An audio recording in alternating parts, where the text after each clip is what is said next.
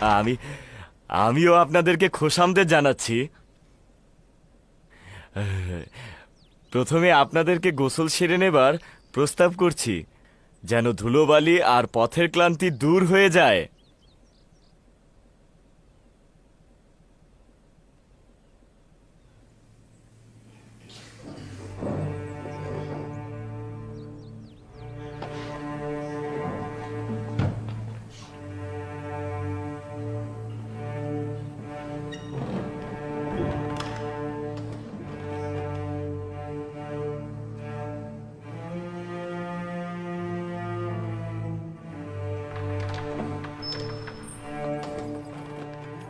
কি অদ্ভুত, একদমই বুঝতে পারছি না কে দান, কে জোয়াদ, কে নাফতালি আর কে আশির। কত পরিবর্তন হয়ে গেছে। কি করবেন তাদের সঙ্গে? তারা আমার সঙ্গে মন্দ কাজ করেছে। তারা এতটাই খারাপ কাজ করেছে যে খুনি ও দুশ্মনরাও এতটা করে না। কঠোর সাজা প্রাপ্তিটাই তাদের হক ছিল, কিন্তু আমি তাদের ক্ষমা করে দিয়েছি। ওই মুহূর্তে ক্ষমা করেছি যখন তারা আমাকে গোলাম হিসেবে বিক্রয় করেছে।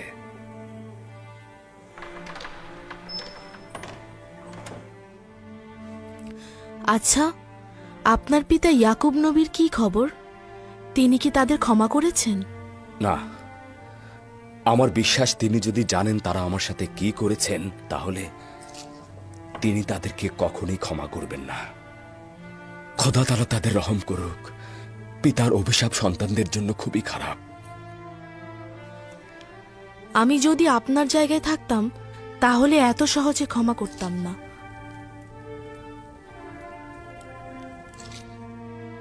খাবার দাবারের পর দ্রুত তাদের বিশ্রামের ব্যবস্থা করবে।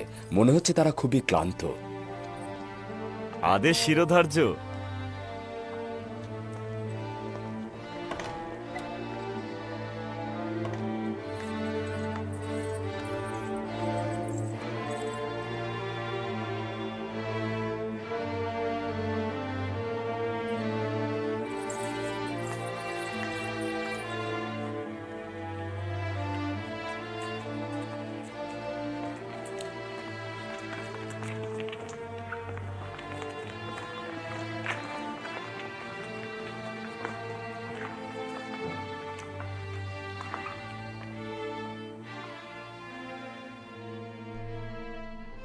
অখনাতুনের রাজমহল কেবল নির্দিষ্ট ব্যক্তিদের জন্য সংরক্ষিত। এখানে এরা কারা আসা যাওয়া করছে? কি কাজ এদের? মনে হচ্ছে জনাব হাকিম ইউজারশিপের মেহমান।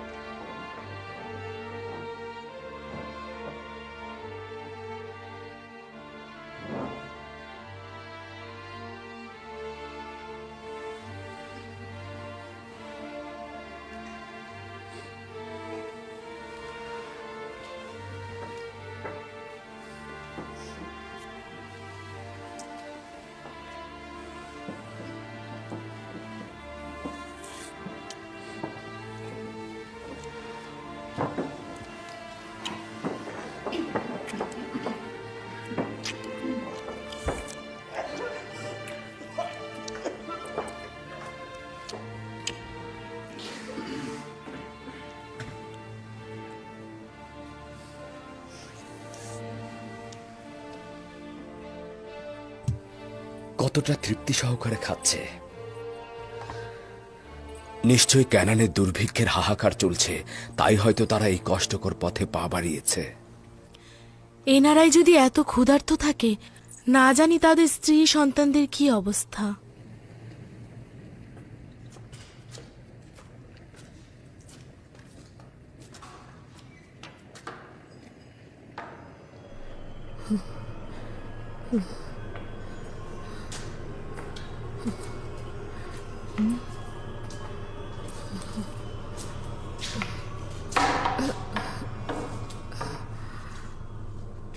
তোমাদের মাথার উপরে কি ধুলোটাই না পড়েছে।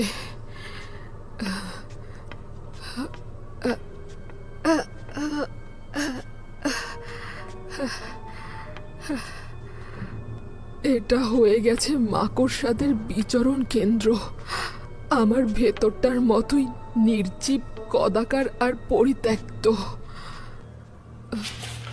তোমাদের নামগুলো মনে আছে, কিন্তু কোন মূর্তির সাথে কোন মূর্তির কি সম্পর্ক সেটা ভুলে গেছি। ভুলে গেছি আমি কোন মূর্তির সঙ্গে কার সম্পর্ক।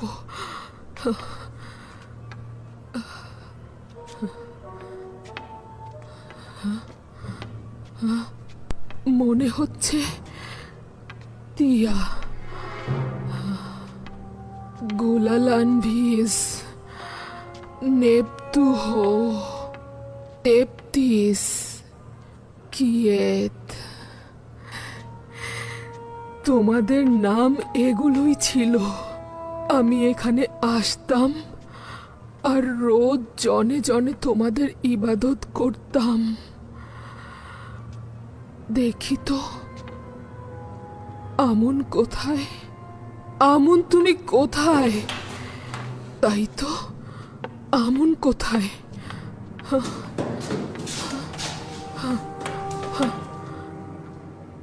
আমন, দেখলে তো কতটা সন্ধান করার পর তোমাকে পেলাম। পূর্বে খুব ভালো মতোই জানতাম তুই কোথায়। এখানেই আসতাম আমি, তোর জন্য নাচতাম। তুই কেন কেন এখানে দাঁড়িয়ে আছিস? আচ্ছা, তুই দেখতে পাচ্ছিস না ইউজারশিপ কিভাবে তোর ইবাদতখানা ধ্বংস করে দিয়েছে? দেখতে পাসনি? ইউজারশিপের মহান খোদার সম্মুখে তোর মাটিতে ধূলিসাৎ হয়ে যাওয়া উচিত আমন। এই পাথরের খোদা, তোদের কি লজ্জা নেই?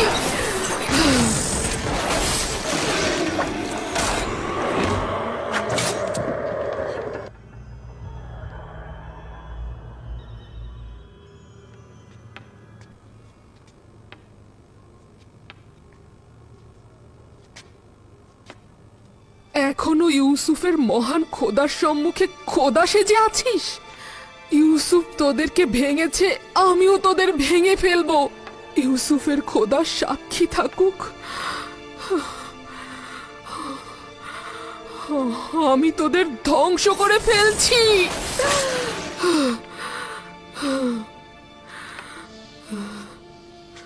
হে ইউসুফের খোদা,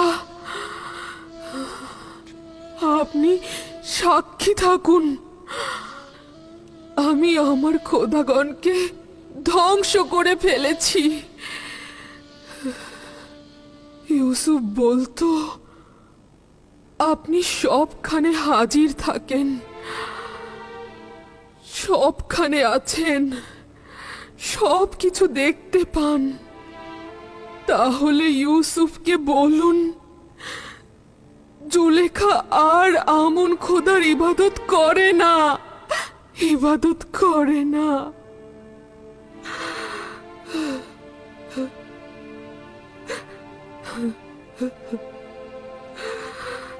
হে পরওয়ারদিগার, ভাইজানদের আমার নিকট ফিরিয়ে দেবার জন্য অনেক শুকরিয়া। আপনার অশেষ রহমত। আমার দিল আপা যেন ভাই বেনিয়ামিনের জন্য ছটফট করছে, তাদেরকেও আমার নিকট ফিরিয়ে দিন। হে পরওয়ারদিগার, বিচ্ছেদের বছর সীমাহীন হয়েছে, এবার তো মিলনের ক্ষণকে নিকটে এনে দিন।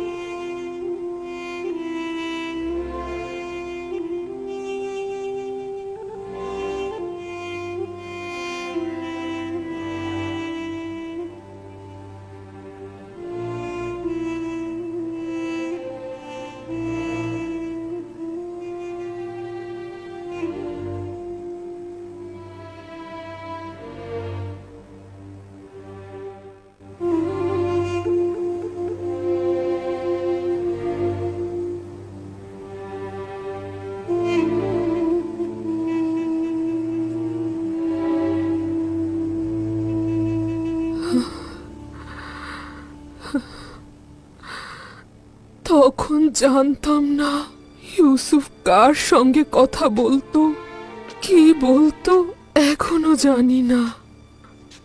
আচ্ছা,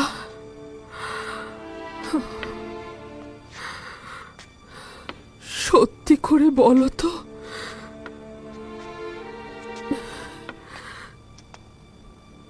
তুমি কে? কেন ইউজারশিপ তোমার সাথে এত ইশক আর প্রশংসা নিয়ে কথা বলতো? তাহলে কি তুমিও আমনের মতো? আমি বিশ্বাস করি না। আমি কখনো আমন বা অন্য কোনো খোদার জন্য কান্না করিনি, কিন্তু অসংখ্যবার তোমার জন্য, হ্যাঁ অসংখ্যবার তোমার জন্য ইউসুফকে আমি কাঁদতে দেখেছি। আমি অসংখ্যবার ইউসুফের জন্য কেঁদেছি, কিন্তু তোমার জন্য নয়।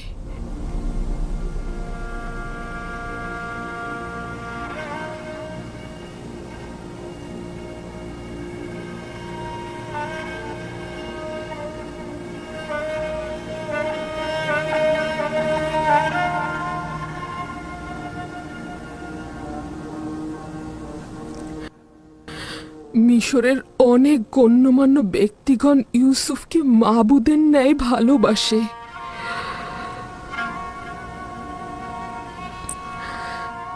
তুমি কে, যার কাছে মিশরের অসংখ্য মানুষের মাহবুব তোমার কাছে নতি স্বীকার করে? জুলেখার মতো অনেকেই তার বিরহে কান্না করে, কিন্তু সে তোমার বিচ্ছেদে কাঁদে।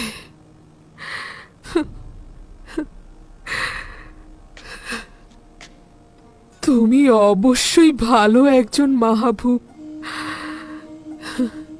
নয়তো ইউসুফ তোমার ইবাদত করত না, তোমার জন্য কান্নাও করত না। ইউসুফের সৌভাগ্য যে তোমার মতো মাবুদ আছে তার। তোমার সৌভাগ্যের জন্যই তুমি ইউসুফের মতো বান্দার মালিক। তুমি ইউসুফের মতো বান্দার মালিক। তেবেসের একজন সম্ভ্রান্ত নারী তার স্বামীর বিশ্বাসের খেয়ানত করেছে। শুধু জানি আসে কি হয়েছে সে। এটা বিশ্বাসযোগ্য নয় আমার বানু। এশকের পবিত্রতা বিশ্বাসের খেয়ানত কখনই করে না। দিলের কাজ কারবার দলিল ও যুক্তিতর্ক জানে না। আশেক তার পাক পবিত্র দিলে কখনোই নাপাককে স্থান দেয় না। সাময়িক কামনা বাসনাকে ইশক বলা যাবে না। আচ্ছা, দেখা যাক। এবার একটা ব্যক্তিগত প্রশ্ন করি, কাউকে ভালোবাসো? জি। কে সে? যিনি আমাকে তার ভালোবাসা দিয়ে প্রকৃত মাবুদের দিকে আমাকে ধাবিত করেছেন। তুমি অবশ্যই খুব সুদর্শন, যার উপস্থিতিতে ইউসুফ সকল রূপসীদের পেছনে ঠেলে দেয়। যেভাবে ইউসুফকে সম্মান ও নাজ নিয়ামত উপহার দিয়েছ, সেভাবে কি অন্যদেরকেও প্রদান করো তুমি? সকলেই তো ইউসুফের মতো পাক পবিত্র নয়।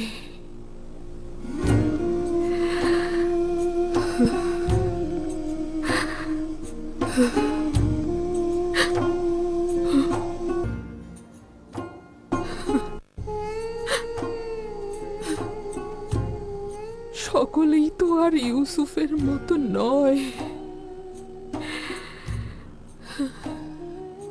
আচ্ছা, কুৎসিত চেহারার কাউকে কি তুমি গ্রহণ করবে? তাদের দিলের দরদগুলো কি শুনবে? ইউসুফ তো সকলের সঙ্গে মেহেরবান ছিল, তুমি কেমন হবে? কিন্তু বিশ্বাস করি ইউসুফের মাবুদ এক ও অদ্বিতীয়, সর্বশ্রেষ্ঠ এবং সবচাইতে সুদর্শন হবে। যদি ইউসুফ তোমার ইবাদত নাও করে, আমি তোমার ইবাদত করব।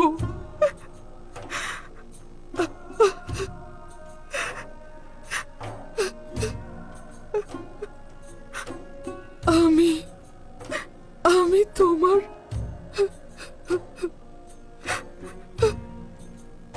প্রার্থনা করব। আমি তোমার প্রার্থনা করব।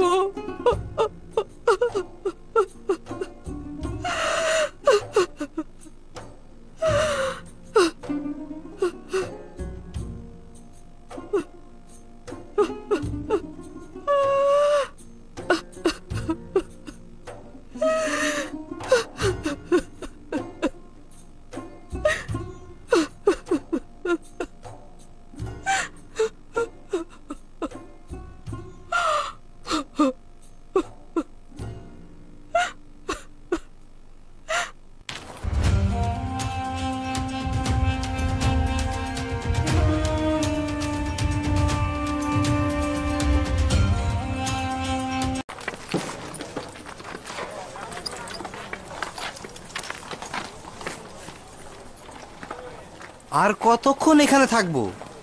তারা তো মনে হয় না আর আসবে। অপেক্ষা করো, আসবে। আমরা তো আর একা ফিরে যেতে পারবো না। একদিন এক রাত ধরে অপেক্ষা করছি, তারা যদি আজকেও না আসে তাহলে কি করব? আমাদের পরিবার পরিজন সবাই ক্ষুধার্ত, তাদের জন্য অপেক্ষায় থাকলে তারা মারা পড়বে।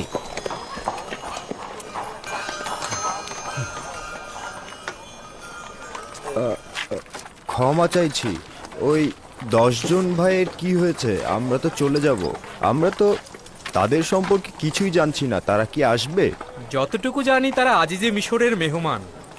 কখন যাবে সেটা আমি জানি না। আমরা এখন কি করব? তোমরা চলে যাও, তারাও যাবে। তাদের জন্য চিন্তা করো না।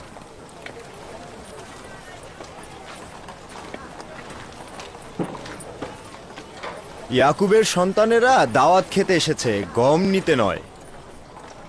অপেক্ষা করে আর ফায়দা নেই, রওনা হও। চলো।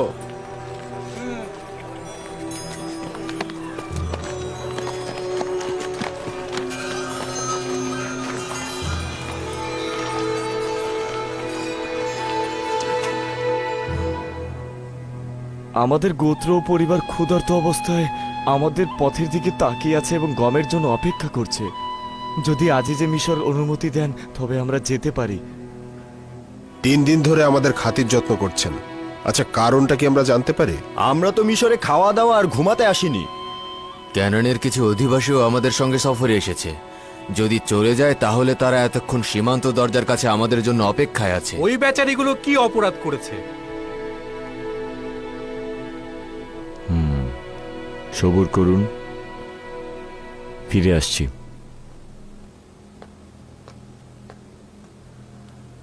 তোমার কি মনে হয় ওরা আমাকে চিনে ফেলবে? এইটা তাদের চালাকির উপর নির্ভর করবে, কিন্তু আমি ভাবছি সেটা তারা পারবে না। জানি জানি তারা ইউজরসিফকে দেখতে চাচ্ছে ও তাদের উপস্থিতির কারণ জানতে চাচ্ছে। অভ্যর্থনা কক্ষ প্রস্তুত করো। আমার সিংহাসন যতটা পারবে উপরের দিকে প্রস্তুত করবে। এরা আভিজাত্য শ্রেষ্ঠত্বকে খুব মূল্য দেয় এবং দ্রুতই কুদরতের কাছে পরাজয় বরণ করে। তাদেরকে মিলনায়তনে নিয়ে যাও, আমি আসছি। আদেশ শিরোধার্য। যদি আমাকে চিনে ফেলে তাহলে আমার সকল পরিকল্পনা নস্যাৎ হয়ে যাবে। যখন তুমি আমাদের বাচ্চাদের বয়সের ছিলে তখন দেখেছে, তোমাকে তারা চিনতে পারবে না। বাচ্চারা এসো।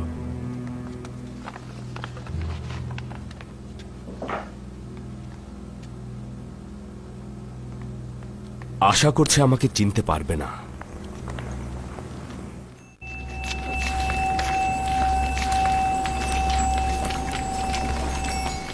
মাননীয় মন্ত্রী মহোদয় প্রবেশ করার সাথে সাথে তাকে তাজিম করে সম্মান প্রদর্শন করবে। অনুমতি দেয়া না পর্যন্ত মাথা তুলবে না। আর সওয়াল না করলে জবাবও দেবে না। আমার কথা মনোযোগ দিয়ে শোনো, সওয়াল করলে সংক্ষিপ্ত জবাব দেবে। যখন তোমাদের ছুটি দেয়া হবে, মনোযোগ দাও, মনোযোগ দিয়ে শোনো, যখন তোমাদের ছুটি দেয়া হবে তখন তাজিম করবে। মহামান্য আজিজে মিশর ও মন্ত্রী মহোদয়, জনাব ইউজারসি প্রবেশ করছেন।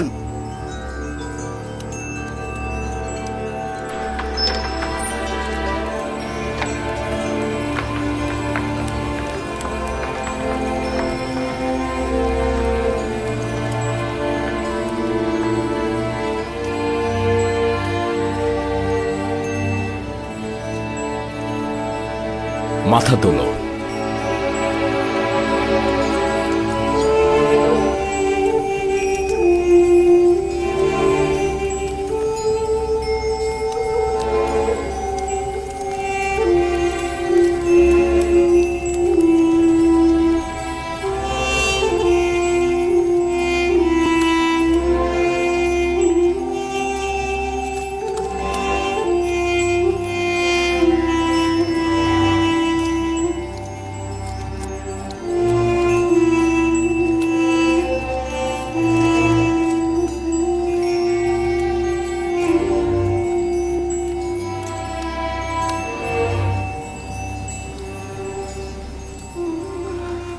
নিজেদের নাম ঠিকানা বলো। তোমরা কারা? আমরা সকলে ইয়াকুব পয়গম্বরের পুত্র, হযরত ঈসার নাতি এবং হযরত ইব্রাহিমের বংশধর। আমার নাম লাবি। আমার নাম ইয়াহুদা। আমার নাম ইয়াসাকের। আমার নাম আশির। আমার নাম শামুন। আমি জাদ। আমি রুবিন। আমি নাপতালি। তান। আমি জাবুলুন।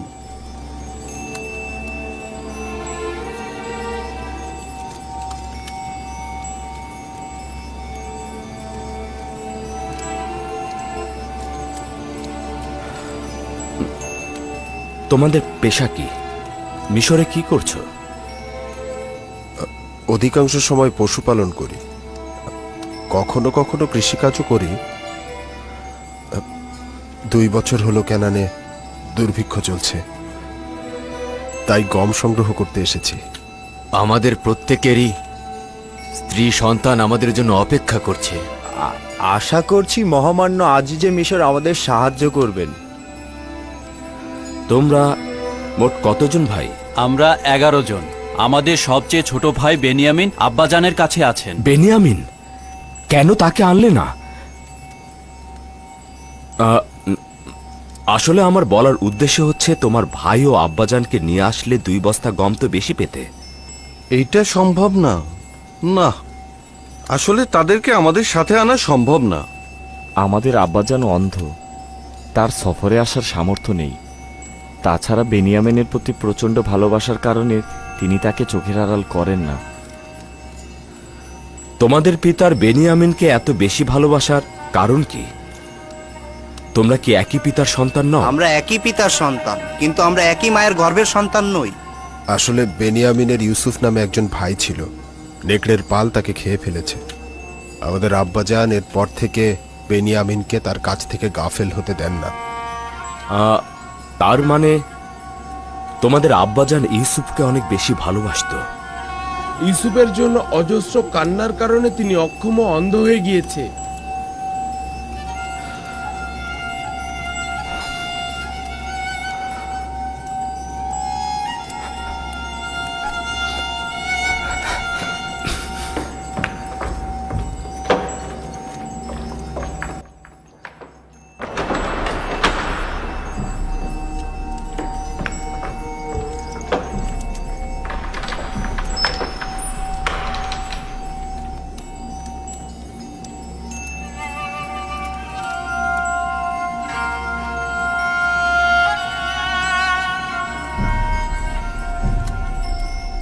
আচ্ছা, আজিজে মিশরকে আমাদের কথায় দুঃখ পেলেন? তেমন কিছু নয়, হঠাৎ ওনার শরীরটা একটু খারাপ করেছে।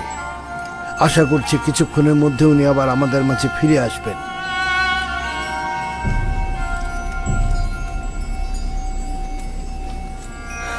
শুনেছ ওয়াসেনাদ, আমার বিচ্ছেদে অবিরাম কাঁদতে কাঁদতে সে অন্ধ হয়ে গেছে। খোদাবন্দি ভালো জানেন গত 30 বছর কি ঝড়টাই না তার উপর গেছে। শান্ত হন খুদার নবী, মেহমানগণ আপনার অপেক্ষায় আছে। এমন না হয় তারা আপনাকে সন্দেহ করে।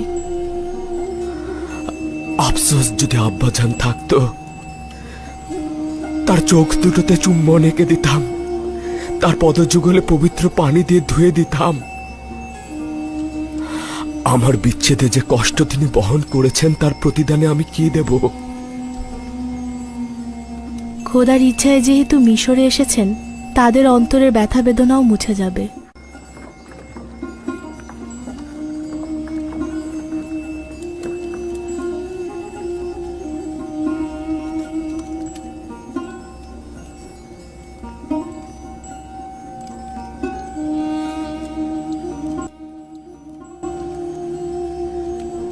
সিনার ভেতরে একটি ব্যথা জমা হয়ে স্তর পড়ে গেছে। আমাদের কথাগুলো জনাব আজিজে মিশর ইউজারশিপকে কষ্ট দেয়নি তো? না, আসলে অন্য একটি ব্যথা আমার জেহেনে মুশকুল হয়ে রয়েছে। আর কেন যেন তোমাদের কথা আমি বিশ্বাস করতে পারছি না। মনে হচ্ছে একটা হাকিকত তোমরা নিজেদের মধ্যে লুকিয়ে রেখেছ। আমরা জনাব মন্ত্রী মহোদয়কে আশ্বস্ত করছি, আমরা হাকিকাত ছাড়া কিছুই বলিনি।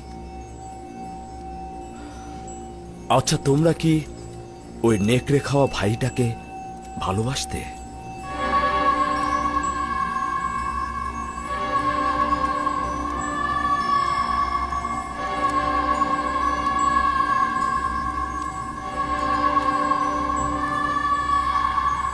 এতে কোনো সন্দেহ নেই আলী জনাব, সে আমাদেরই ভাই।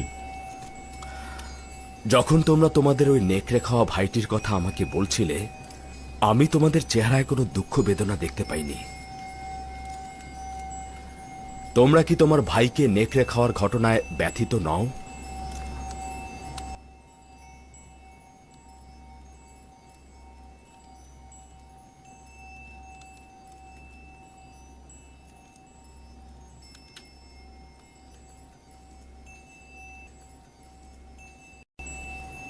আমার শুধু মনে হচ্ছে তোমরা হাকিকতটা লুকিয়েছ। কিন্তু আলী জানাব, আমরা আপনাকে সত্যি কথাটাই বলেছি। জানি না আমাদের সম্পর্কে আপনার ধারণাটা কেমন। আচ্ছা বলো তো, কোথা থেকে বুঝবো তোমাদের এই কথাগুলোর মধ্যে আসল নিয়ত লুকিয়ে নেই? এমনও তো হতে পারে যে মিশরের হুকুমতে বিশৃঙ্খলা ও অন্য কোনো অর্থনৈতিক উদ্দেশ্যে তোমরা এখানে এসেছো। কি করে বুঝবো যে তোমরা অন্য কোনো বাদশার ভাড়া করা গুপ্তচর নও? না আলী জনাব, এই অপবাদ আম্বিয়ার পুত্রদের প্রযোজ্য নয়। আম্বিয়ার সন্তানগণ এইসব অপবাদ থেকে মুক্ত আলী জানাব। মনে হচ্ছে তোমরা পয়গম্বরের সন্তানদের অপরাধ সম্পর্কে অবগত নও, যেমন হজরত নূহ ও হজরত আদমের সন্তান, এবং কাবিলের অপরাধ সম্পর্কে তোমরা বেখবর। তাই কি করে বুঝবো তোমরা হাকিকত বলছো? আমরা হাকিকত বলছি জনাব, কসম করে বলছি। কসম করার পরিবর্তে পরবর্তী সফরে তোমাদের ছোট ভাইকে তোমরা সঙ্গে করে নিয়ে আসবে। তাকে দেখার পর তোমাদের কথার সত্যতা প্রমাণিত হবে। দেখতেই তো পাচ্ছ, আমি যেমন খুব ভালো মেহমানদারিত্ব করি, ঠিক তেমনি প্রতিজ্ঞা অনুযায়ী গমও প্রদান করি। যদি তোমরা তোমাদের ভাইকে সঙ্গে করে নিয়ে আসো তবে সেও তার ভাগের অংশটুকু পাবে, আর যদি নিয়ে না আসো তবে পরবর্তীতে তোমরা আর গম পাবে না।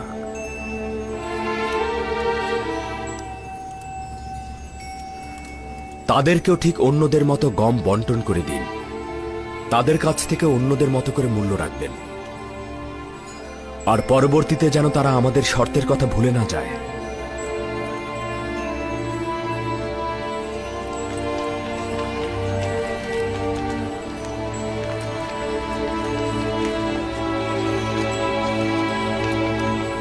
খোদা তোমাদের হেফাজত করুক।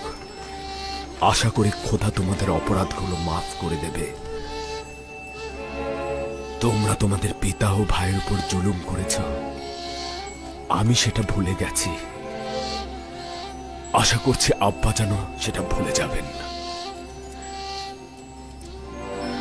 তারা গমের মূল্য পরিশোধ করবার পর কোনো এক ফুরসাতে গমের ভেতরে তাদের দেয়া মুদ্রাগুলো আবার রেখে দেবেন। আমি পরবর্তীতে সেই মূল্য পরিশোধ করব। আদেশ শিরোধার্য, গোস্তাকি মাফ করবে। কি হলো খোদার নবীর যে ভাইদের কাছে নিজের পরিচয় গোপন করলেন? তাদের এখনই জানা উচিত নয়, পরবর্তীতে সময় মতো ফাঁস করব। জি জনাব।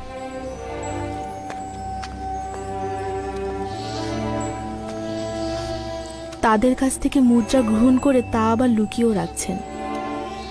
কেন তাদেরকে প্রথমেই বিনামূল্যে গম দিচ্ছেন না?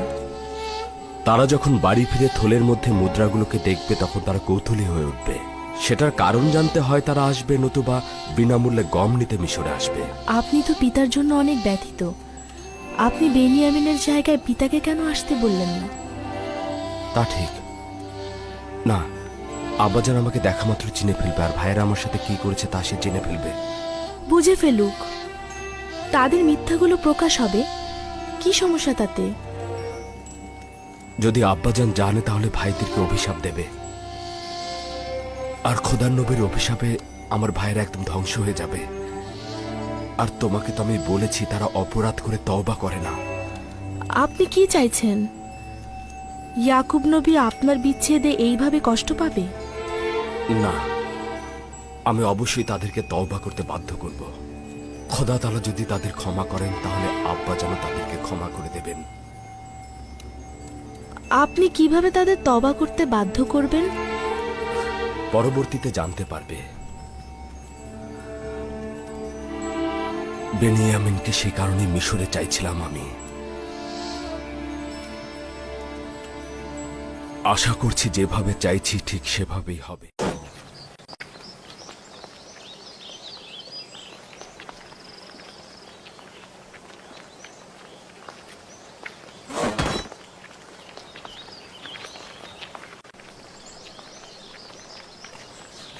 কেন জানি না মনে হচ্ছে আজিজে মিশরকে কোথায় যেন দেখেছি। তোমাদের কারো কাছে পরিচিত মনে হয়নি?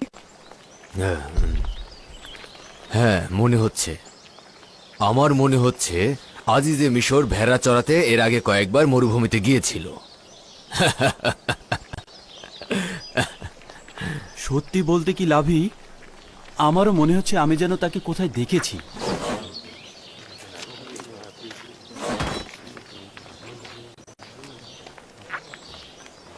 চলো যাই, তোমাদের গমগুলো হস্তান্তর করি।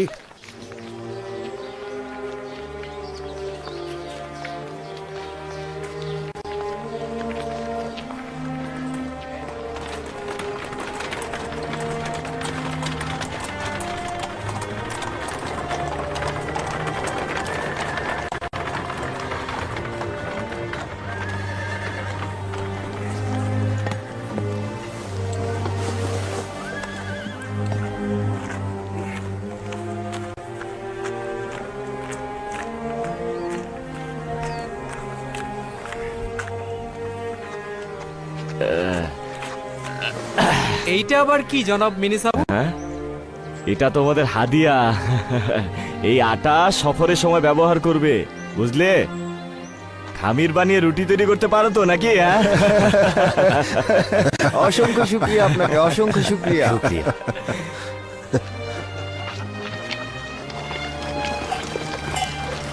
আচ্ছা, আব্বাজান কি আমাদের সাথে বেনিয়ামিনকে মিশরে আসার অনুমতি দেবেন? ইউসুফের বিষয়ে যে তিক্ত অভিজ্ঞতা হয়েছে তাতে মনে হয় না অনুমতি দেবেন। অনুমতি না দেওয়ারই কথা। আমরা তো আমাদের ভাইয়ের সঙ্গে খারাপ কাজ করেছি। এমনকি তওবা পর্যন্ত করিনি।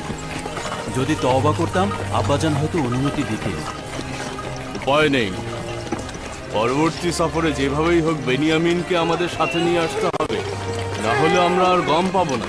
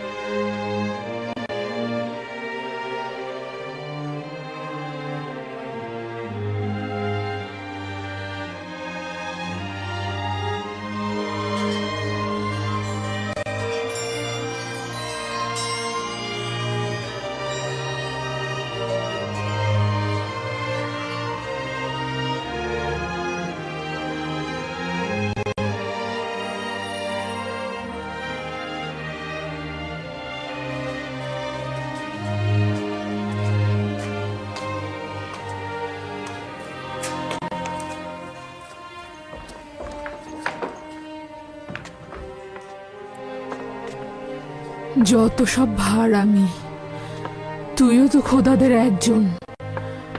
আমন অন্যান্য খোদাদের ইবাদতখানায় দেখতে আসতে বাধ্য হতাম, তাদের সম্মুখে দাঁড়াতাম যেন কথা বলতে পারি।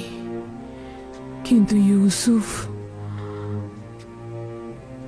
ইউসুফ নিজের কামরায় অথবা যে কোনো জায়গায় বসে তোমার সাথে কথা বলতে পারত। কয়েকদিন পূর্বেও একাকিত্ব বোধ করতাম, কিন্তু এখন অনুভব করি আমার দেহ জুড়ে তুমি আছো। আজ আমার পুরো একাকী অবস্থায়, যেখানে কেউ আমার পাশে নেই, সেখানেও আমি অনুভব করতে পারছি তুমি আমার কিনারায় রয়েছো। আমি জানি না তুমি কে বা কি, এও বলতে পারছি না তোমার প্রতি ঈমান এনেছি, কিন্তু অনুভব করতে পারছি তুমি আমার পাশেই রয়েছো, সর্বক্ষণ আমাকে নজরে রাখছো। শুধু চিন্তা করছি আবার না একাকী হয়ে যাই আমি। হে ইউসুফের খোদা, তোমার কাছে আমার একটাই চাওয়া, আমাকে ত্যাগ করো না। আমি একাকিত্ব ও নির্বাসনকে ভয় পাই। আমি একাকিত্ব ও নির্বাসনকে ভয় পাই। সে পুরোপুরি একাকিত্ব এবং অন্ধত্বের সাথে অভ্যস্ত হয়ে গেছে।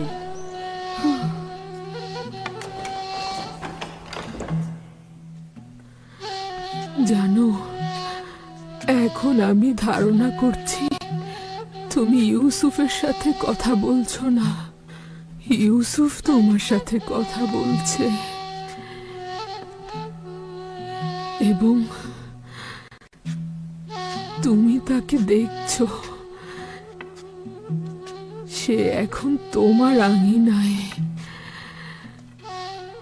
যখন তুমি আমার কিনারায় থাকো,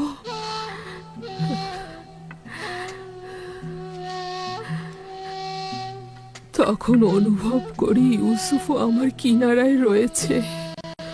আমরা দুজনই তোমার আঙিনায় বিচরণ করছি। শুক্রিয়া, শুক্রিয়া, তুমি আমাকে দেখে রাখছো, অন্ধকার রজনীকে আলোকিত করছো। এই রজনীগুলোতে কোনরূপ ভয় ভীতি ছাড়াই আমি ঘুমোতে পারছি। অনুভব করছি তুমি সর্বদা জাগ্রত এবং আমাকে সব সময় দেখে রাখছো।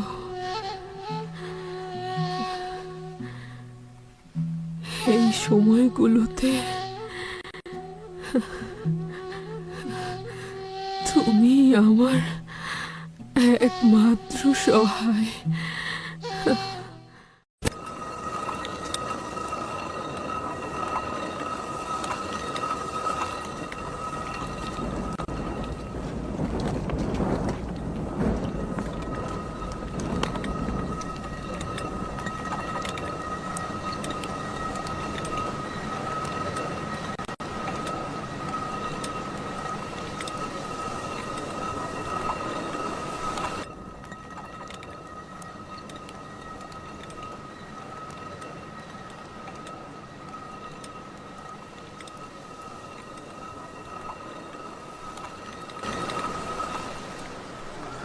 নবীর পরিবার অপেক্ষা করছে।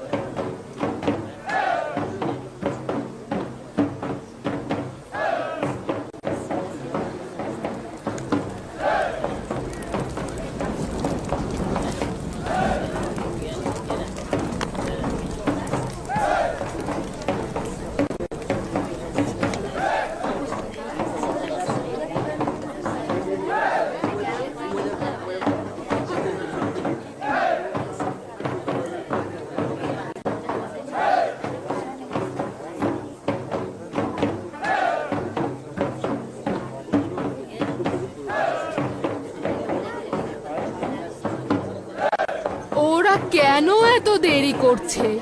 ওদের তো এতদিনে চলে আসার কথা। কোনো কিছু ঘটলো না তো? তুমি কি কোনো আশার কথা শোনাতে পারো না?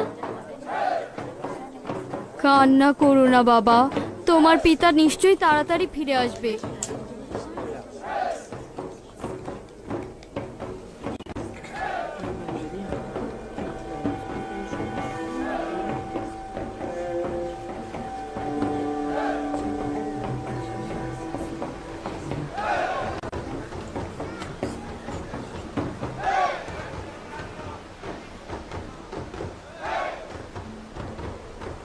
তারা কেন দেরি করছে? ক্যানানবাসী তো গতকালই চলে এসেছে।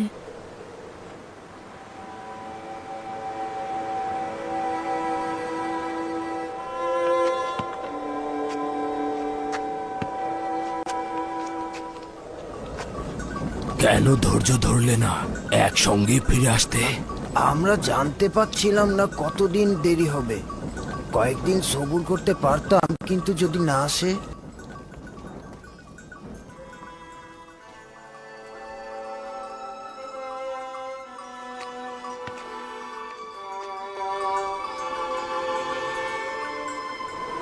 হে পরওয়ারদিগার, ক্যানানবাসীকে যেভাবে আনন্দিত করেছ, তেমনি আমার সন্তানদের ফিরে আসার মাধ্যমে আমার গোত্রকেও আনন্দিত করো।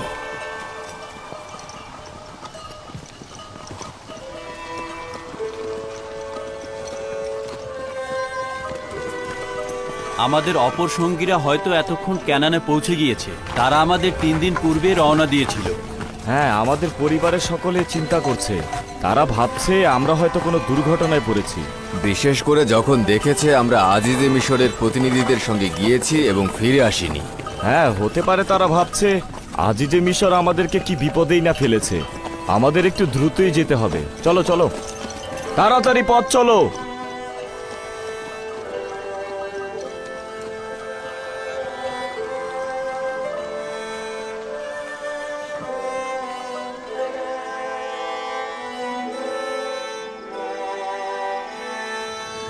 দ্রুত পথ চলুন, দ্রুত। রুটির কি আজব সুঘ্রাণ আসছে। হ্যাঁ,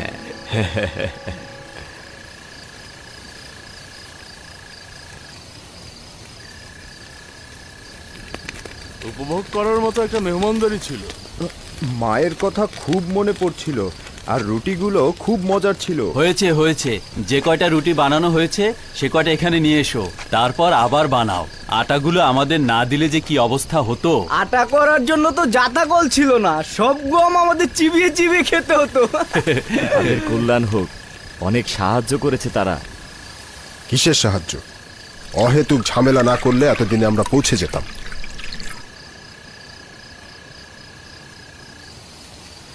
আচ্ছা, আমাকে সত্যি করে বলো তো, তুমি কি বেড়াল নাকি যে অন্যদের মহব্বত স্বীকার করো না?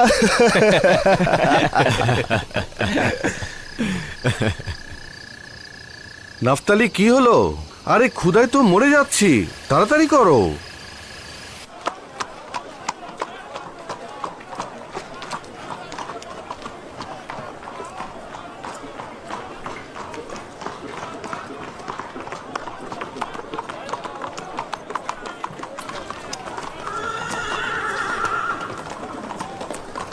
জনাব রুদামন,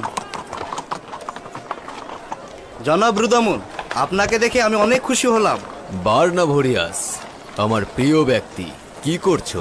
দেখতেই পাচ্ছেন আপনার পূর্বের দায়িত্ব আমার উপর অর্পিত হয়েছে। আমি দীর্ঘদিন তেবসের বাইরে ছিলাম। এখানকার খবরাখবর কি? তেবসের সকল খবর এক জায়গাতে গিয়েই খতম হয়, সে হলো ইউজার্সি। ইউজার্সি, ইউজার্সি। তার নাম এখন শুধু তেবসে নয়, মিশরের সব জায়গায় সবার মুখে মুখে। মিশরের মানুষ জানার পূর্বেই আমি এবং তুমি এই নামটির সঙ্গে পরিচিত ছিলাম। আমি তাকে যুদ্ধের কলাকৌশল শিখিয়েছি, আর সে আমাকে মনুষ্যত্ববোধ শিখিয়েছে। সে এখন কোথায়? আপনি তো জানেন, সে যদি না থাকতো আজ নীলিফার কোপ্তার জায়গায় আমি হাজতে থাকতাম। এখন সে তেবসের কার্যাবলী ও আমনের ইবাদতখানা নিয়ে ব্যস্ত। বানু জুলেখার কি খবর? অনেক দিন তাকে দেখি না। বানু জুলেখা অন্ধ হয়ে গেছে, ওইখানে বসে থাকে। তাই নাকি? আজ তো আসেনি দেখছি। দাঁড়ান, দেখে আসি।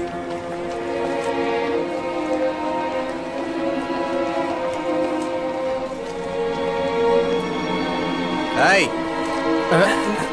এখানে যে অন্ধ মহিলাটি বসে থাকে সে কোথায়? ওই অন্ধ জুলেখা, তাই না? জানি না, আজকে তাকে দেখিনি। গুরুত্বপূর্ণ কিছু নয়, আমি খুঁজে বের করব। তুমি তোমার কাজে নজর দাও।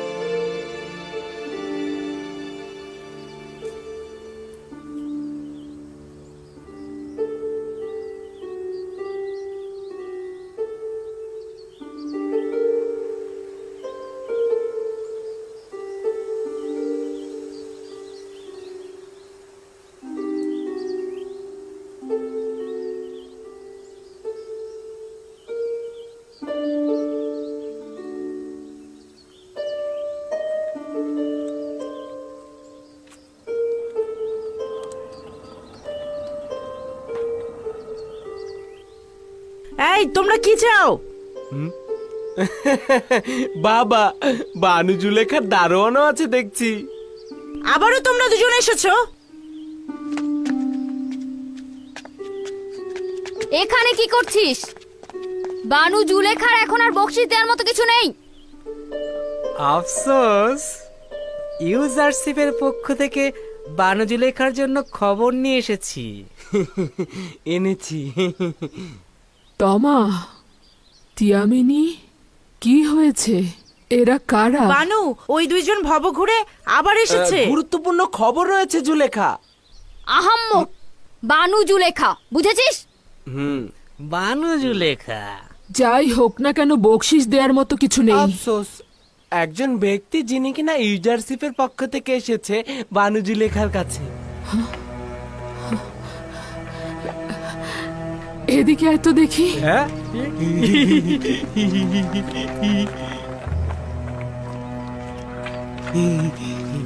আপনার খেদমতে রয়েছে বানু। আবারও অন্য সময়ের মতো মিথ্যে বলছিস? আমাকে ধোকা দিতে চাইছিস? না বানু, তার হাতকে আপনার হাতে মিলিয়ে দেব, ওই সময় বকশিশ দেবেন, তখন দিলেই হবে। তোরা তো জানিস, ইউজারশিপ সম্পর্কে মিথ্যে বললেও আমি হাদিয়া দিতাম, কিন্তু এখন তো কিছুই নেই আমার। কি দেব? আমরাও দুঃখিত। আপনার খোঁজে যে মানুষটি এসেছে সেই মানুষটি মিশরের বড় শিপশালার, না হলে তো আসতামই না। ঠিক আছে, চলে যাই, চল। সবুর কর, সবুর কর।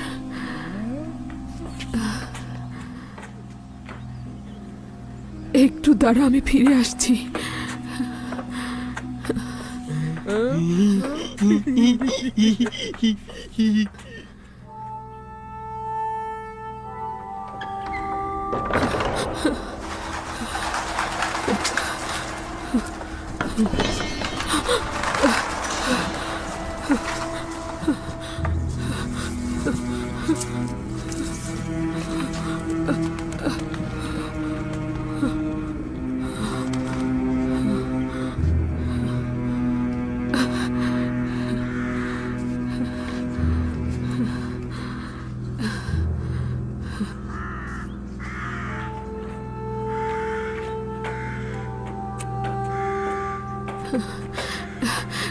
কোথায় কোথায় সে পেয়াদা?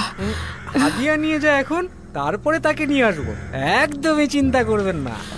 আগে ওই পেয়াদাকে এখানে হাজির কর, তারপর নিজেদের হাদিয়া নিবি। বানু, আমরা তো হাদিয়া গ্রহণ না করে আপনাকে খবর দিতে পারবো না। এই যে দেখ, কত মূল্যবান হাদিয়া। আগে ওই পেয়াদাকে নিয়ে আয়, তারপরে হাদিয়া গ্রহণ করবি। চল চল চল নিয়ে গেল চোর কেউ ওকে থামান কেউ ওকে ওদেরকে ধরো চোর চোর কোথায় যাচ্ছিস? কোথায় পালিয়ে যাচ্ছিস? আমি পালাচ্ছিলাম না তো আলী জনাব, আমি আপনার খোঁজেই যাচ্ছিলাম। আমার খোঁজে? আমাকে কিভাবে চিনিস? আপনি কি রাজমহল থেকে আসেননি? এই সওয়াল কেন করছিস? এই যে বানুকে যতবার আমি বলছি রাজমহল থেকে একজন এসেছে, বানু কিছুতেই বিশ্বাস করছেন না। তুমি কি রাজমহল থেকে এসেছো? কোন রাজমহলের কথা বলছেন বুঝতে পারছি না। তুমি কি আমার খোঁজে এসেছো? হ্যাঁ, আপনার খোঁজেই এসেছি।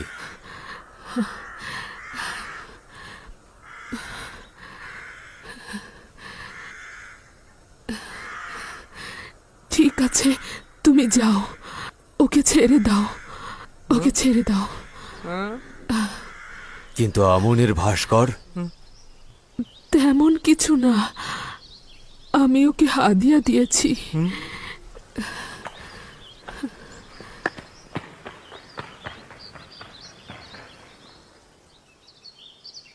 আমনকে হাদিয়া দিলেন? আপনি আমনের ইবাদতকারী নন? না, আমি ইউসুফের খোদার ইবাদত করি।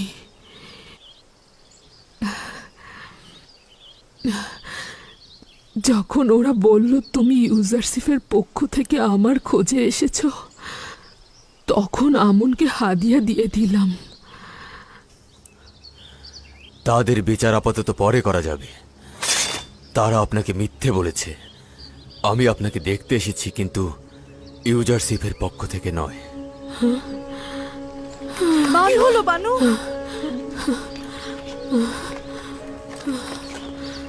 কেন জানি না মাথাটা হঠাৎ চক্কর দিল। আপনার মুখও তো ফ্যাকাশে হয়ে গেছে বানু। এখন পর্যন্ত আমার আশা প্রতিবারই নিরাশায় পরিণত হয়েছে। এত মিথ্যা শুনেছেন, এত ধোঁকা খেয়েছেন, তবুও হুঁশিয়ার হলেন না। আর কত? ভেবেছিলাম ইউজারসিফের পাইক আমার কাছে এসেছে। আপনি এই বিবর্ণ চেহারা আর অন্ধ চোখ নিয়ে এখনো ইউজারসিফের খোঁজ করছেন বানু? তুমি কে ভিনদেশী? কেন আমাকে বানু খেতাব দিচ্ছ? তুমি কি আমাকে চেনো, নাকি এই নোংরা ভিখারির পোশাক পরিহিতাকে উপহাস করছো?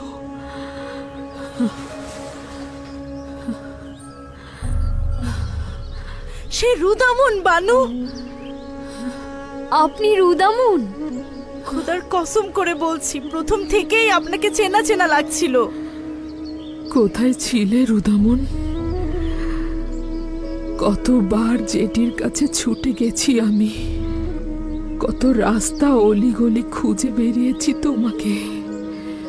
তোমার খোঁজে তোমার বন্ধুর কাছে গিয়েছি আমি, কিন্তু তোমাকে পাইনি। আমি দীর্ঘ 10 বছর সীমান্ত এলাকায় যুদ্ধে ছিলাম। কল্পনাও করিনি যে আপনার এই অবস্থা হবে। ইউসুফের বিচ্ছেদে আমি এই অবস্থায় পতিত হয়েছি। ভেবেছিলাম তুমি আমাকে তার খবর দেবে। আপনার তো চোখের আলো নেই, আপনি কিভাবে ইউজারসিফকে দেখবেন? ইউজারসিফকে দেখার জন্য চোখের দরকার নেই আমার।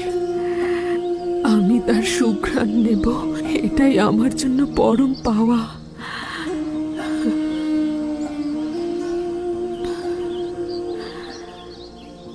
যদি তার সাথে কখনো দেখা হয়, তাগাদ করব তার রাজমহলের এক কোণে আমাকে একটু ঠাঁই দেয়,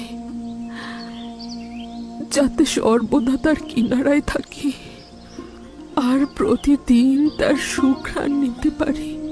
কিন্তু আফসোস, এই আশা কখনো পূরণ হবে না। তুমি কোথা থেকে বুঝলে? চেষ্টা করব ইউজারসিফকে খুঁজে বের করতে। আমি নিরাশ নই। ইউজারসিফের খবর পাওয়া মাত্রই আমি ফিরে আসবো বানু। এমন তো নয় অতীতের মতো নিরাশ করবে। চিন্তা করবেন না বানু। আমি তোমার কথায় আসার চাল বুনছি। বানু, নিশ্চয়তা দিচ্ছি ইনশাল্লাহ ফিরে আসবো।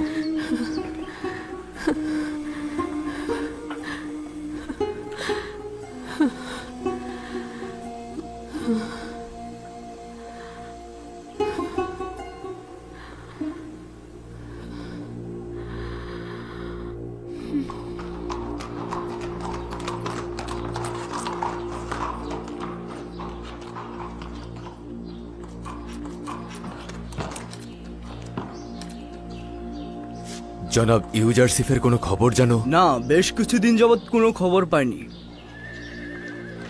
রওনা হও।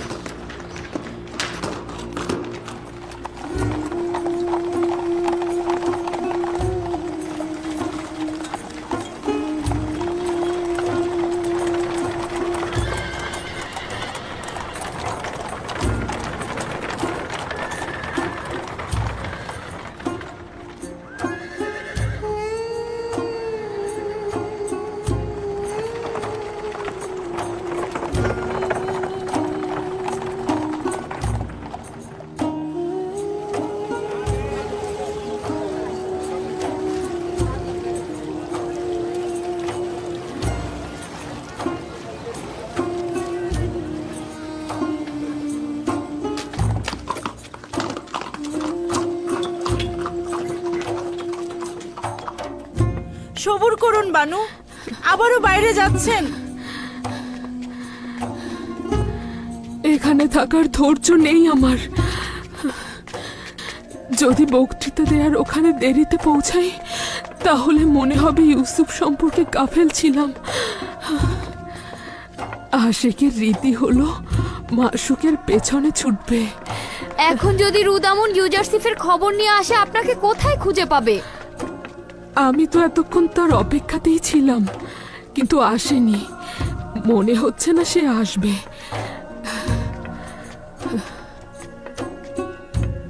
চল আমরাও যাই।